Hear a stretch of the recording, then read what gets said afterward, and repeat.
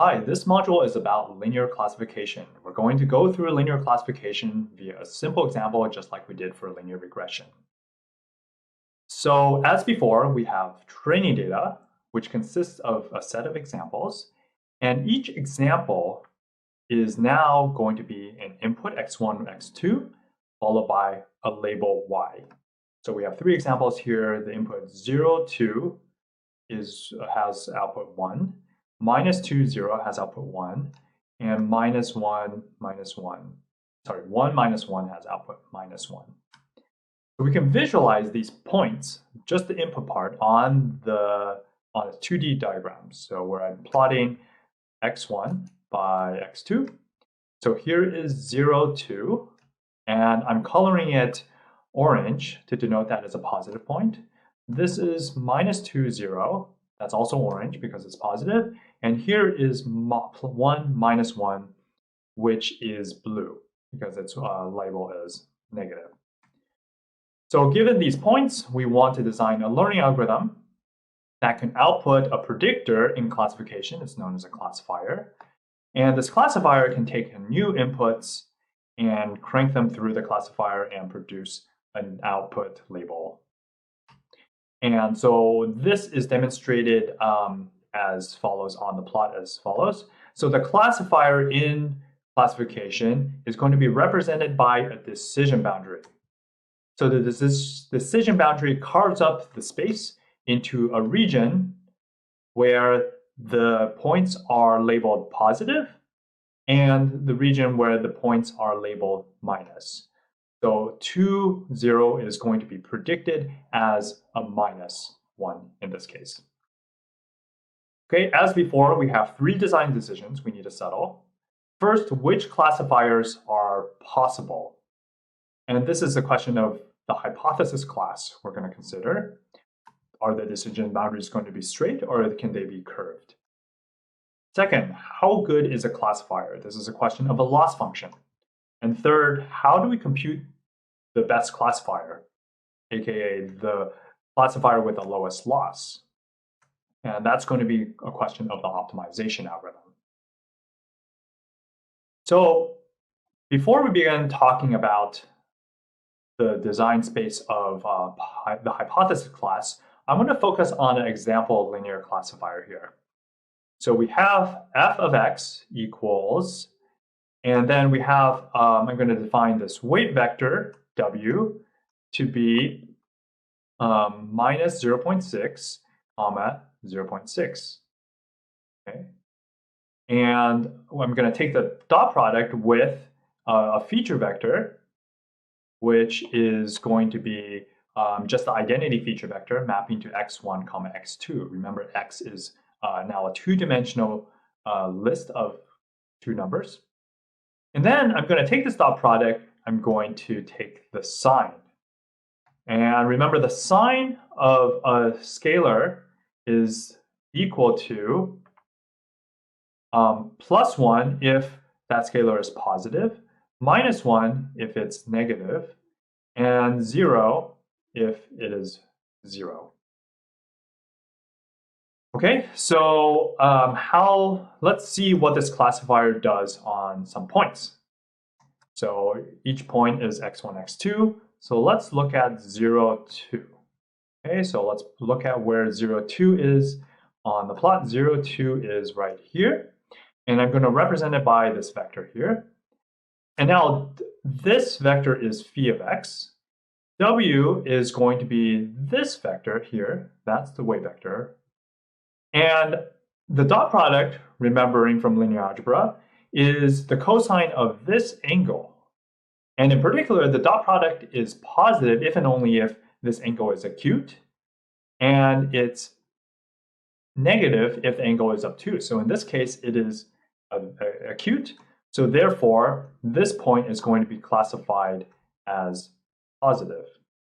So let's take another point. So -2, 0.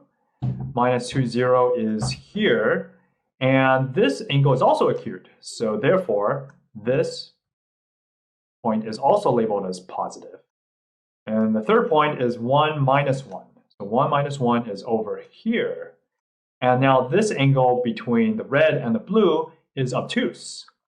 Therefore, the sign is negative.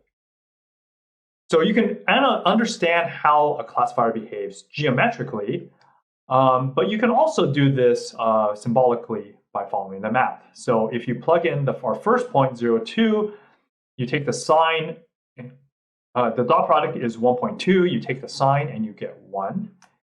If you take the second point, the sign is also 1.2, you get 1. And you take the third point, the sign is minus 1.2, and the sign of minus 1.2 is minus 1. Okay, so you can kind of see the pattern now. So we have any point over here that forms an acute angle with this wave vector, minus 0.6, 0.6, is going to be labeled as positive. And anything that forms an obtuse angle with this wave vector is going to be labeled as negative. And the decision boundary is exactly those points that are perpendicular. And indeed, you can see that this is a right angle here. These are the points which the classifier just doesn't know if it's positive or negative. Okay, so that was one particular classifier. That was this one. But we can imagine other ones. So we can imagine this purple classifier, which has weights 0.5 and 1. And that corresponds to this point here. So that is 0.51.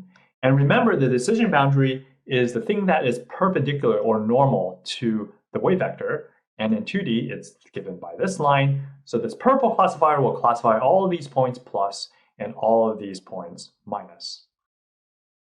In general, the binary classifier f sub w, where w is the weights, of a particular input x is equal to, you take the dot product, and then you take the sign of that dot product.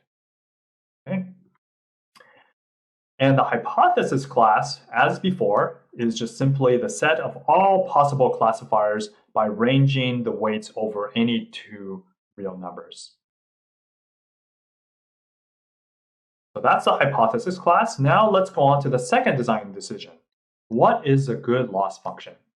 Okay, so let's take our purple classifier and some training data, and we're going to evaluate how good this classifier is on this training data.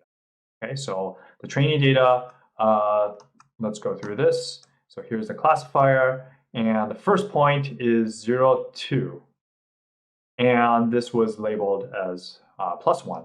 Okay, so that is this point over here.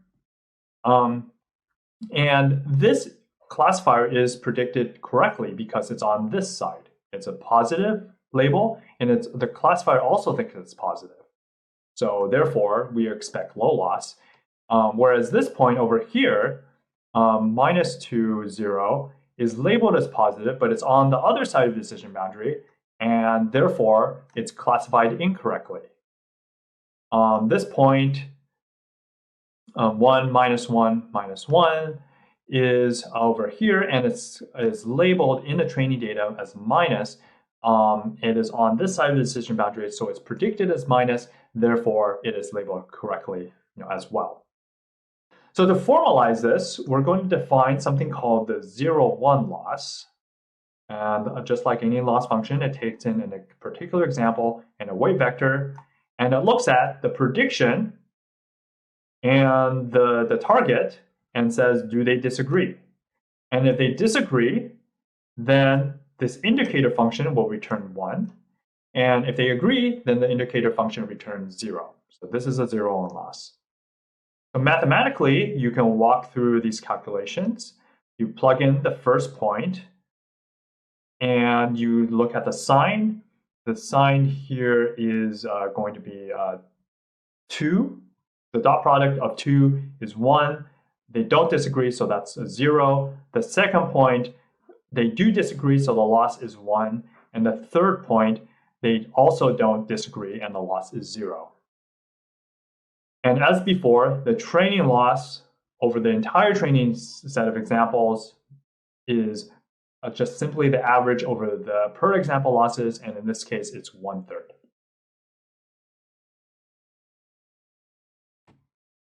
So before we move on to the design decision of how to optimize the loss function, let's spend some time understanding two important concepts so we can rewrite the zero loss in a slightly different way. So recall that the predicted label on a particular input is the sign of the dot product, and the target label is y. Okay? So the score is something that we've seen before. The score on an example is simply this expression, which is the dot product inside the sign. And while the sign is just 1 or -1, the score is a real number, which intuitively represents how confident we are in predicting +1. So points over here have large dot product with its purple weight vector and have high score. Ones on the decision boundary have 0 score. Ones over here have very negative scores. The second concept is that of a margin, which takes into account the target label. So the margin on an example is simply the score times the correct target label. And this measures how correct we are. Notice that you can be confident but not correct. Important life lesson. So, if y is positive, then the margin is going to be high when this number is hugely positive. And if y is -1, then the margin is going to be high when this score is hugely negative. Okay, so with these two definitions in mind, we can now look at the zero-on loss again. Remember, the zero-on loss is the indicator of whether the prediction and target disagree. But now we can represent it in terms of the margin. So this is the expression. It's basically when the margin is less or equal to 0. So remember, a positive margin means that we're classifying correctly. A negative margin means that we're classifying incorrectly. And we can visualize this as follows. So here I'm plotting the margin against the loss.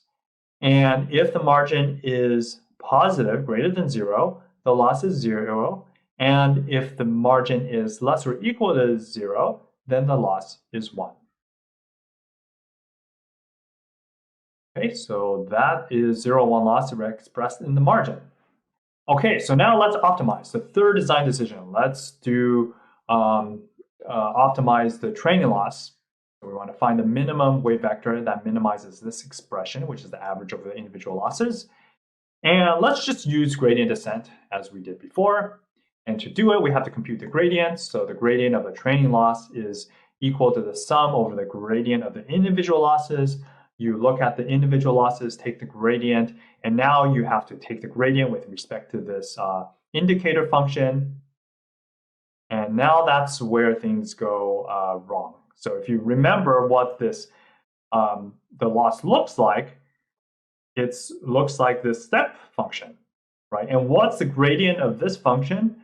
Well, it's 0 almost everywhere. It's 0, 0, 0, 0, 0, and then there's this discontinuity where it's undefined, and then 0, 0, 0, 0. So remember what gradient descent's trying to do. It computes the gradient, and then it moves in that direction. And if the gradient is 0, gradient descent just gets stuck, and it can't go anywhere. So gradient descent will not work on the zero-on loss. So one kind of technical note is that if someone asks you, why can't you do gradient descent on the zero-on loss, initial reaction might be because it's not differentiable.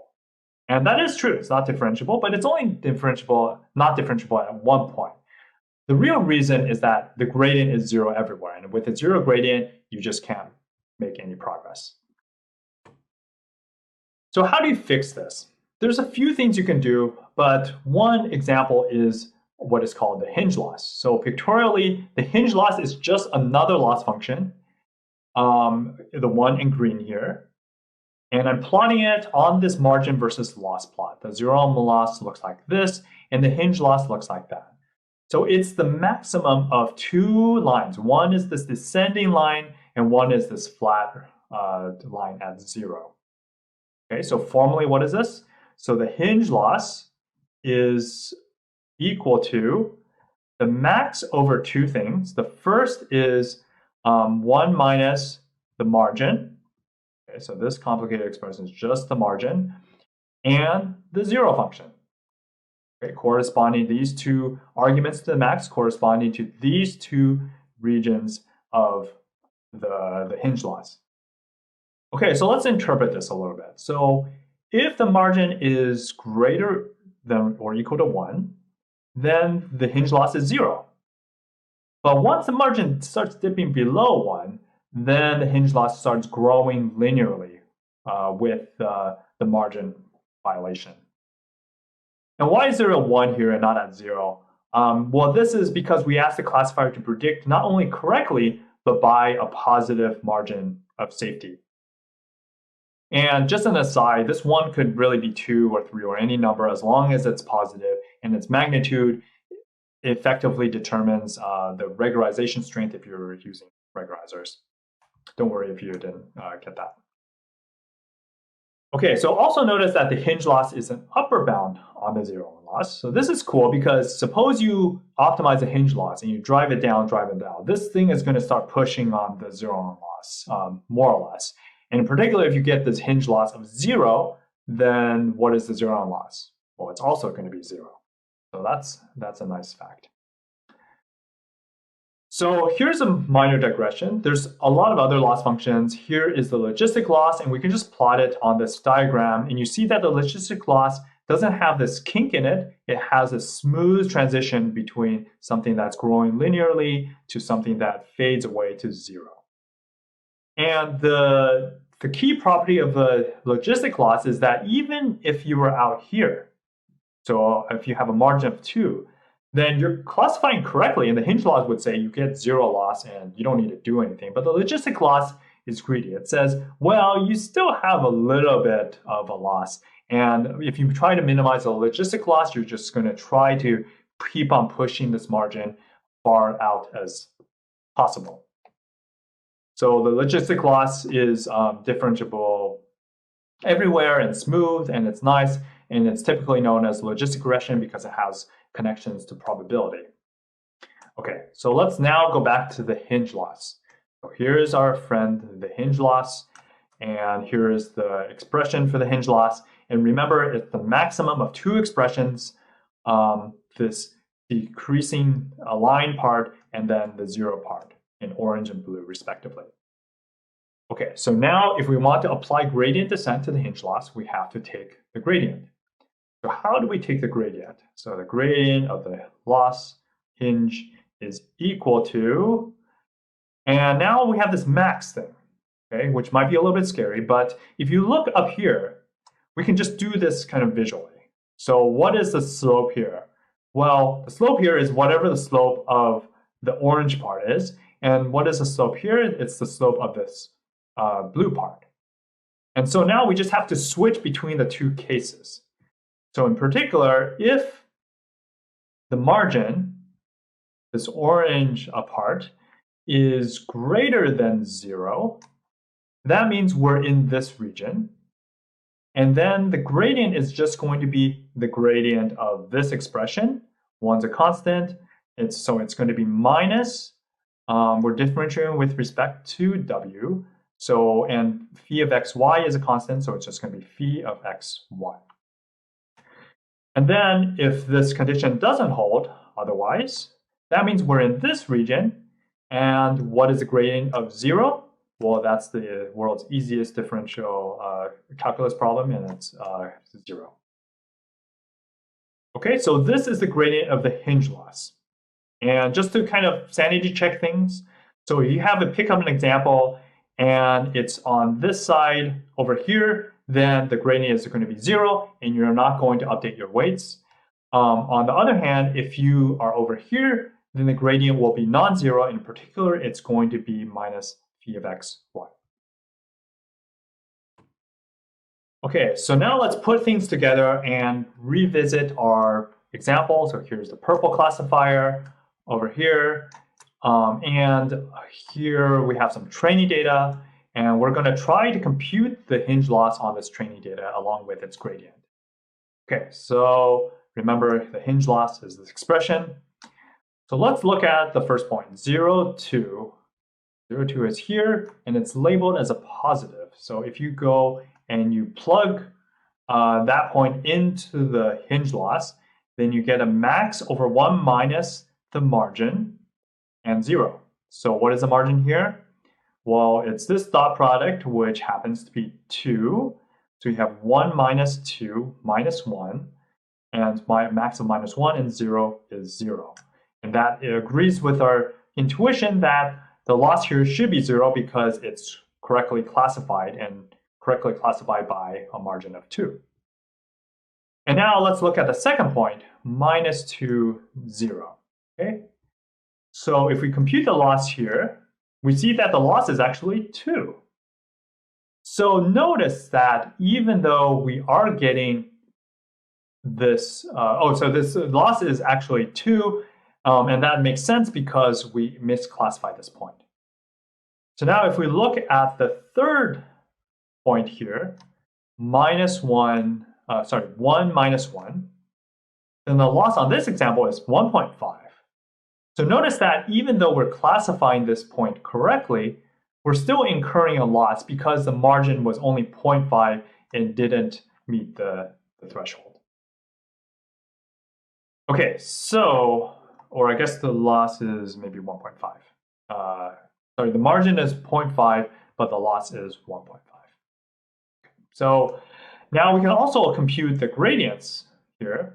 So the loss on the first point is 0 because the loss is 0. And generally, not always, if the loss is 0, then the gradient will be 0 as well. And on the second one, the loss is non-zero, so we have a non-zero gradient, which is minus phi of x, y. So it's this part times this minus sign. And the third point also has positive loss, so it has a positive gradient, 1 minus 1. Now we can compute the train loss, which is the average over the losses. That gives us 1.17. And the gradient of the train loss is just the average of the gradients, and that gives us 1 minus 0.33. Okay, so let us now move on. Let's concretize this in Python. Okay, so let's remember last time we coded up gradient descent for linear regression. So now I'm going to just copy this gradient descent hinge and do it for the hinge loss. Okay, so I'm going to use this as a starting point, and I'm going to just change a few things. Let's change the training examples because now we're working with this training data. So we have, just to keep track of things, so this is XY pairs. So X now is 0, 2, 1. And then the second point is minus 2, 0. And the third point is 1, minus 1. And so we have 3 points, XY, where X is a tuple. Okay, so phi is just going to be, X. And the wave dimension of the wave vector is still 2. And now the key thing we have to do is change the definition of the loss. So now let us see. So before we have the average over a sum here, and instead of the squared loss, I'm going to make this the hinge loss. So the hinge loss is max over 1 minus the margin, okay, and 0. All right, so this is max over 1 minus the margin and 0. And the gradient of that is going to be, so let's actually just copy this down. Let's delete this to not confuse ourselves. So remember, if this first expression is greater than 0, then the gradient is minus phi of x times y if we're on that side of the curve, and otherwise it's just going to be 0. Okay, so that's it. we just changed the training examples and changed the definition of the loss function. And the optimization algorithm, we don't actually have to change at all. Okay, so let's run this and see what we get. Okay, so here's gradient descent. It starts out with w equals 0, and then it starts moving w to minus 0.55. You see that the train loss is decreasing nicely, and actually in this case it gets to 0, which means that remember the hinge loss is the upper bound on 0 on loss, so that means the 0 on loss is also 0. And the gradient also vanishes and becomes 0, meaning that we converged. Okay, so just to recap, all we did here was change the training examples, the featureizer, and redefine the loss. And it's great that we didn't have to touch the optimization algorithm because this was meant to be a generic piece of code. All right, so let us summarize. And in particular, I'm going to contrast regression with classification, since we've seen 2 of them so far. So the key quantity that drives the prediction in both cases is the score, the dot product between the weight vector and the feature vector. And in regression, the prediction is exactly just the raw score, while in classification, you stick it through the sign function, so you get a 1 or a -1. How the prediction is related to the target, well, in regression, we looked at the residual, which was the score minus y, and in classification, we're looking at the margin. So in regression, low residual was good. In classification, high margin is good because we want score and y to have the same sign. Using those quantities, we can define loss functions. So in regression, we looked at the square loss, but as I mentioned briefly, you can also do the absolute deviation loss. In classification, the story becomes a little bit stranger because we generally care about the 0 loss. That's our misclassification rate, but we can't optimize it. So we have to come up with a surrogate loss function like the hinge loss, which we went into depth, and the logistic loss, which we briefly mentioned. And given the loss functions, in both cases, we use the gradient descent algorithm to optimize the loss function. And that's it. That concludes the unit on linear classification. Thanks for listening.